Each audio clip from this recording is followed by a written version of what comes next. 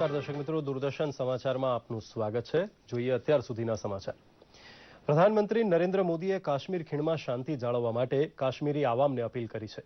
વિદેશ પ્રવાસેથી પાછા ફર્યા બાદ પ્રધાનમંત્રીએ યોજેલી સમીક્ષા બેઠકમાં રાષ્ટ્રીય સુરક્ષા સલાહકાર અજીત દોવાલ ઉપરાંત ગૃહમંત્રી રાજનાથસિંહ, વિદેશ મંત્રી સુષ્મા સ્વરાજ, સંરક્ષણ મંત્રી મનોહર પારીકર તથા વિદેશ સચિવ એસ જયશંકર સહિત ઉચ્ચ અધિકારી હાજર હતા। પ્રધાનમંત્રી કાર્યાલયમાં રાજ્યમંત્રી ડોક્ટર જીતેન્દ્રસિંહે બેઠક વિશે પત્રકારોને કહ્યું હતું કે જમ્મુ કાશ્મીર સરકારને કાયદો અને વ્યવસ્થા જાળવવા માટે પૂરતી મદદ કેન્દ્ર તરફથી અપાશે।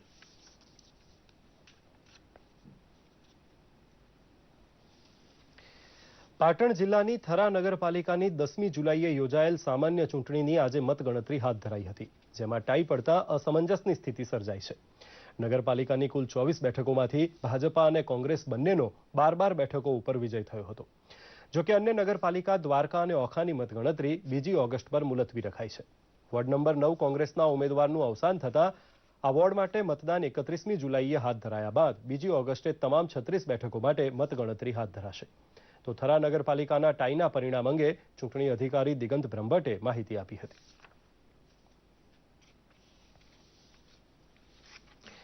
સુરેન્દ્રનગર જિલ્લા પંચાયતની કોડની બેઠકની પેટા ચૂંટણીમાં ભાજપે કોંગ્રેસ પાસેથી આ બેઠક છીનવી લઈ વિજય મેળવ્યો છે। વર્ષોથી આ બેઠક કોંગ્રેસ પાસે હતી। આ પેટા ચૂંટણી પહેલા આ વિસ્તારના કોંગ્રેસના આગેવાન ભાજપમાં જોડાયા હતા। ભાજપે ઉમેદવાર તરીકે તેમની પસંદગી કરી હતી। ભાજપ તરફથી ઉભા રહેલા ઉમેદવાર દેવપાલસિંહ 4000 મતોથી વિજયી થયા છે, જ્યારે વઢવાણ નગરપાલિકાની વોર્ડ નંબર 5ની પેટા ચૂંટણીમાં કોંગ્રેસના ઉમેદવારનો વિજય થયો હતો।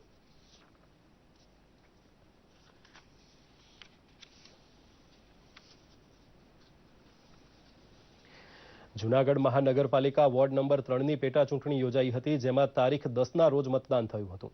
કુલ 3130 ઉમેદવારોએ મતાધિકારનો ઉપયોગ કર્યો હતો। આજે આ ચૂંટણીની મતગણતરી હાથ ધરાઈ હતી, જેમાં કોંગ્રેસના ઇબ્રાહીમ કુરેશીનો 2822 મતોએ વિજય થયો હતો। બીજેપીના ઉમેદવાર કરીમ અહેમદભાઈ છેડાને 268 મત પ્રાપ્ત થયા હતા, જ્યારે 40 મત નોટામાં પડ્યા હોવાનું જાણવા મળ્યું છે। ઇબ્રાહીમ અબ્દુલ રઝાક કુરેશી હાલમાં વોર્ડ નંબર 3ના કોર્પોરેટર તરીકે ફરજ બજાવી રહ્યા છે।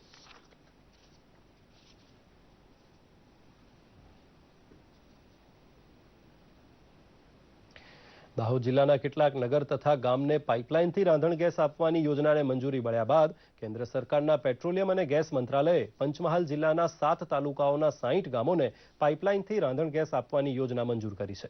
તદનુસાર ગુજરાત સરકારની કંપની ગુજરાત ગેસ લિમિટેડ આ ગામોના 3 લાખ ઉપરાંત ઘરોને અર્થાત લગભગ 16.5 લાખની વસ્તીને પાઇપલાઇનથી ગેસ પૂરો પાડશે। શહેરા તાલુકાના 13, કાલોલ તાલુકાના 9, ઘોગંબા તાલુકાના 6, હાલોલ તાલુકાના 5 ગામોને તથા જાંબુઘોડા તાલુકાના 1 ગામને આ યોજનાનો લાભ મળશે।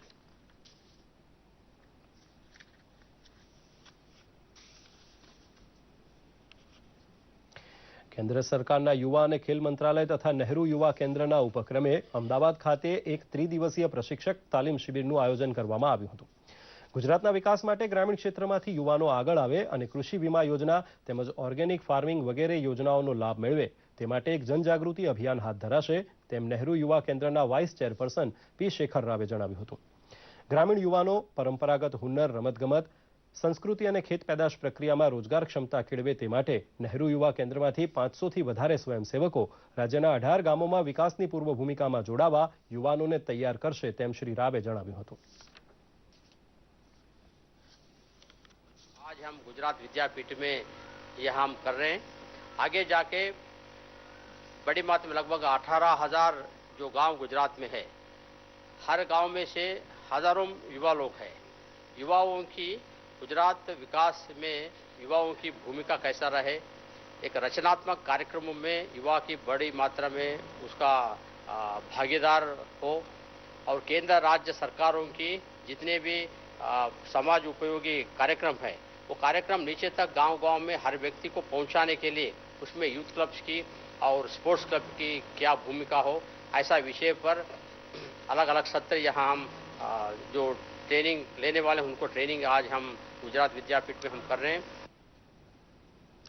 બ્રિટનના પ્રધાનમંત્રી ડેવિડ કેમરૂને જણાવ્યું છે કે તેઓ બુધવારે પ્રધાનમંત્રી પદેથી રાજીનામું આપશે અને વર્તમાન મહિલા ગૃહમંત્રી થેરેસા મે બ્રિટનના નવા પ્રધાનમંત્રી બનશે।